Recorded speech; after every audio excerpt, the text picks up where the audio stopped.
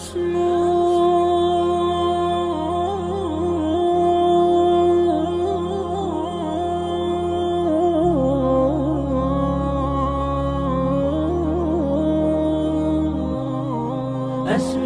وأجتاز السماء جلالا، فأزيد أسراب الغيوم جمالا، وألون الدنيا بأجمل بسمة، وأكون للخير العميم مثالا. أسمو وأجتاز السماء جلالا، فأزيد أسراب الغيوم جمالا، وألون الدنيا بأجمل بسمة، وأكون للخير العميم مثالا.